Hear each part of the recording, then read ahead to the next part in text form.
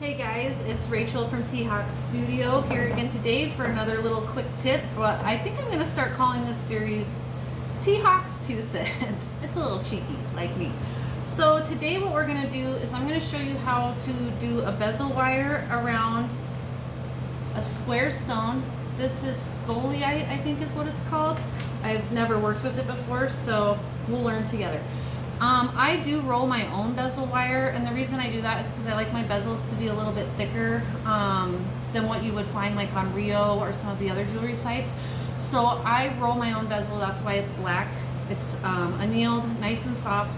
And basically what we're gonna wanna do to start so that our solder joint on this will work well is we want to file this edge nice and flat. Now the corners on this are rounded. If they were really square, then I would have a pair of parallel grip pliers to help me make a really nice angled corner. But since that's not the case on this stone, we're not going to do that. Basically what you do is I would start in the middle of the stone, not on a corner, and you wrap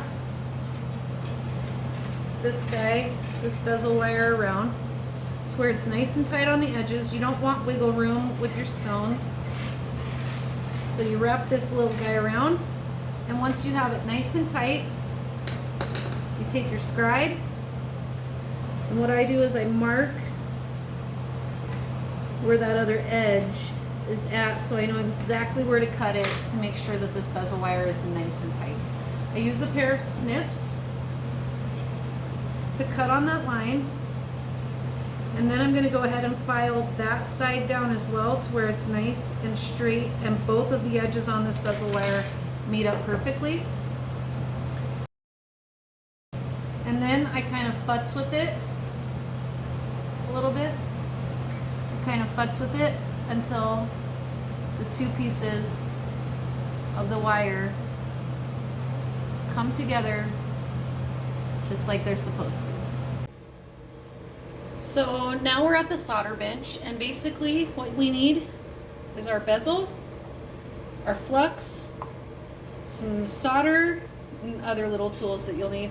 And since I filed the inside of this where the two edges meet, I'm not going to have to pickle it before I solder the bezel together, but I'm going to take some handy flux and I'm going to apply that to both sides where the join's at. I'm going to set it, I like to set mine upright. This is totally personal preference. You can lay it down however you want.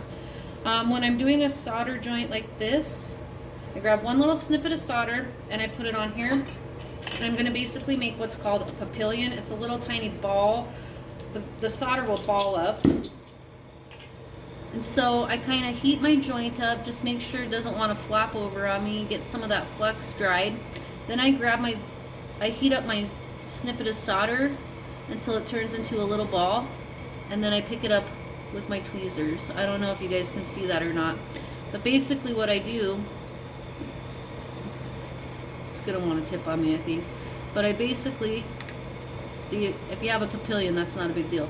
Basically what you do is you heat up your piece of metal, your bezel, all the way around until you see that flux start to kind of go shiny, and then you stick your papillion on there, and bam, your solder joint's done.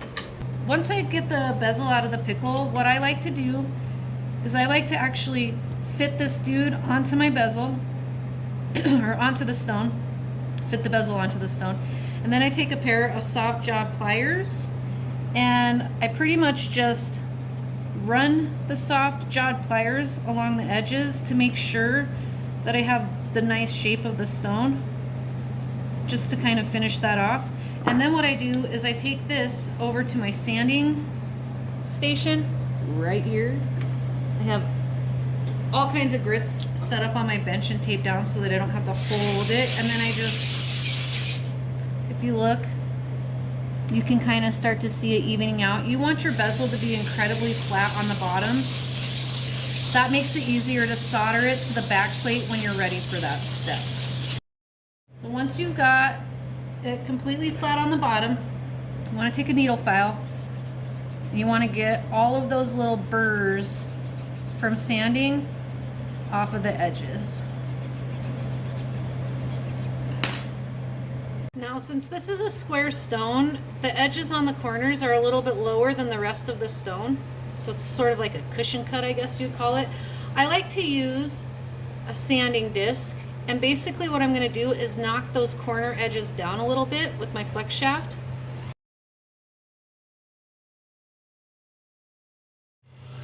So the reason I do this is it makes it easier to set the bezel. You don't get like a kink at the corner when you're ready to actually set the stone into whatever you're making.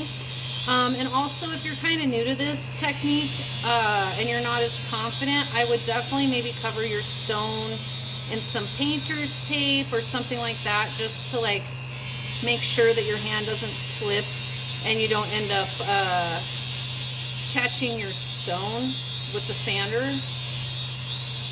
just as a precaution. But once you kind of get the hang of it, you kind of know how far you can go. It definitely takes a little bit of practice.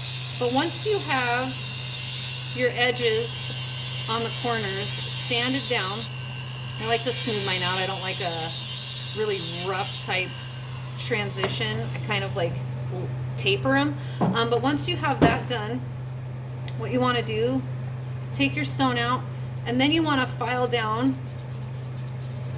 those edges that you just sanded and get any of those burrs that you've created with the sander out of there. It just protects your stone in the future. It gives you a better idea of where things sit. So you would stick this back on there just to make sure all your edges look good, that you didn't go too far, or that if you need to go a little bit further, this gives you a way to do that. So now your stone is ready to be set. The bezel is ready to be soldered to a back plate once you get that part of your project done. You just always want to make sure that you have a nice flush fit whenever you're soldering, like we've talked about before. It helps your solder flow easier, and it keeps you from having to go back and forth. So if you guys found this little tidbit on how to wrap a bezel handy, let me know. Put it in the comments. And if there's anything else that you would really like to know and I know how to do it, send me a message and I'll throw up a video. I hope you guys are having a great week, and I will see you soon.